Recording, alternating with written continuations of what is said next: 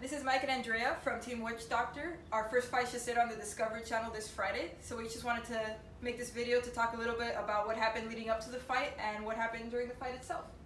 So our first fight was against Yeti, which obviously is a really strong competitor. He was the Season 2 semifinalist, so a really tough matchup for us to start the season with. Yep. So Yeti's robot, going up to the match, we knew that Yeti's robot basically would never stop working. So it was going to be a test of reliability in that match. We figured it might go a full 3 minutes, so our robot was going to have to be as reliable as possible to basically take on Yeti. And obviously it wasn't. So what you guys saw in the video, in the match, was actually the smoke coming out of our robot there's a lot of speculation and people's theories. It was actually our drive motors is what smoked. Not our speed controllers, not our batteries, but our drive motors.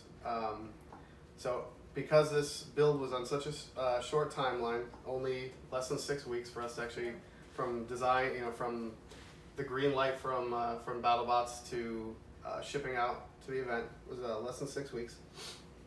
So we basically, in the design for New Witch Doctor, we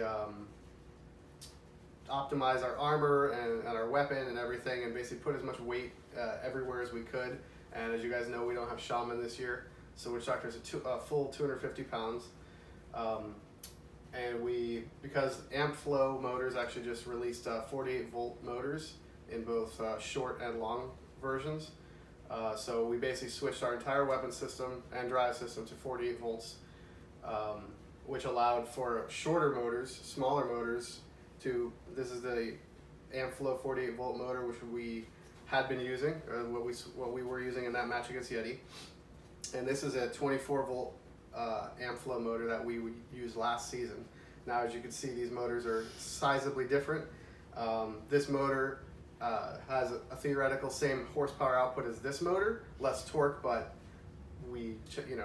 that's okay. We opted for more power in a smaller package just to save the weight so we could put it elsewhere. So early testing, which as early testing as the week before we shipped, a couple days before we shipped actually, we actually smoked 2 of these drive motors outside here in our first drive test. So we knew that we might have a reliability problem with these motors. We were running them with 0 current limiting at that time, which the motors stall at 300 amps each. So we thought that might be the problem. So we're using the Vex BBs for drive, for weapon, for everything.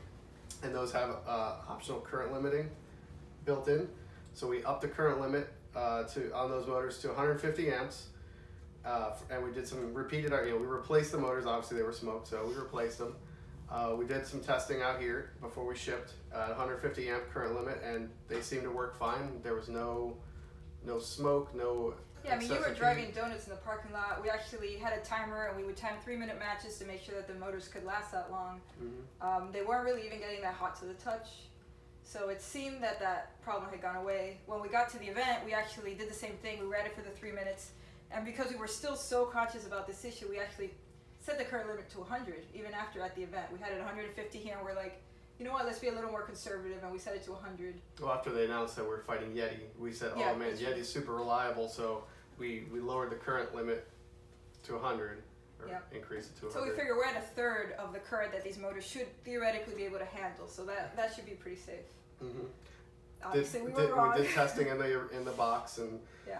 The motor, the robot was noticeably less zippy, let's say, but that was fine. We know we needed to go a full 3 minutes with Yeti, but as you guys saw, a minute into the match, not even there's just too much heat build up in those motors, and they can't dissipate the heat. So that's what smoked.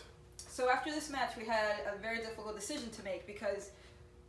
Obviously, a lot of the other teams were concerned about what was happening to us, and they gave us some, pretty useful advice. Tantrum specifically suggested that we gear the robot more so that there's less load on the motor, so it would be a slower top speed, but at the benefit of more reliability. But our team got together, and we just made a very drastic decision, I would still call it, to actually redesign the robot and remachine the frame to fit the bigger motors. Now keep in mind the bigger motors also weigh twice as much, so we had to also handle the weight issue. So like Mike said, the long motors are 24 volt, whereas the short motors are 48 volts. So changing the motors meant that we also had to rewire the entire robot. So one of our teammates that was still home, because our whole team wasn't at the event yet, he got a call very late at night because we live in Florida and we were in California. And we asked him to go to our shop and ship us the new motors that we had first thing in the morning so that we can have them overnight. Technically the old motors. Yeah, technically the old motors. Meanwhile, Mike, Paul, and I were the only ones at the event. We were still waiting for the rest of our team to show up since the event was so long. Not all of us could go for the whole time.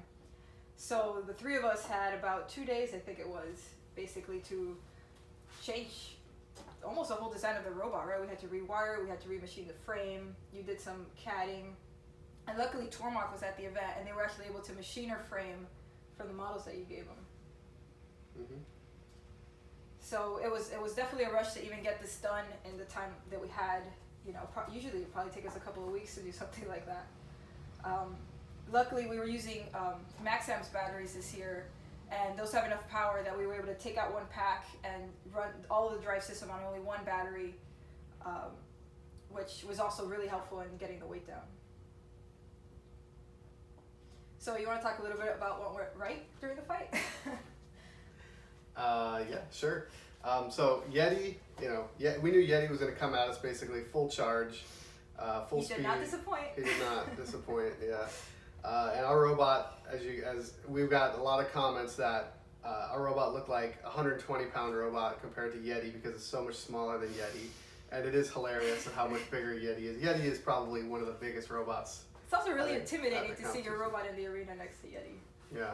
Oh, you're lined up next to them, before we go into the arena, and Yeti's, like it's so big, so much bigger.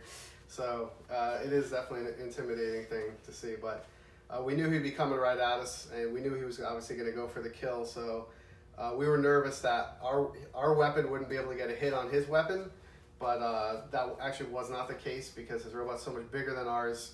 He kept driving, monster trucking over us basically. So the few times that we did go weapon to weapon or get a hit on the front edges of his robot, we were able to connect and get a pretty decent hit. So that was good. One thing I think that really, because we've talked about the bad things about switching the motors, but last year our weapon spun up in, I think it was 7 seconds. This year, this motor setup actually gets it spun up in just about 3 seconds. So I think that was really useful against Yeti. Mm-hmm. And if you guys notice, at one point Yeti's on top of the robot, beating, grinding on the ribs and everything, and I think to myself, I got to get this guy off the robot because it seemed like he was kind of almost stuck with all the the three-dimensionality of the top of Witch Doctor. So he's sitting on top of the robot, grinding on the ribs, and I think let me activate the self-righting mechanism to try to throw him off. And surprisingly, it actually worked. That was my favorite part of the whole match. Yeah, I was actually afraid he was going to rip it off, so I did like a little test at first, and he didn't grab and rip it off, so I tried to toss him off, and it actually pushed him off. Yeah, that was great. But yeah. So one thing we were really worried about for this fight were those big forks that Yeti has. He's almost become famous for using them so well. He's used them to get out of the screws. It's really kind of his bailout whenever anything goes wrong.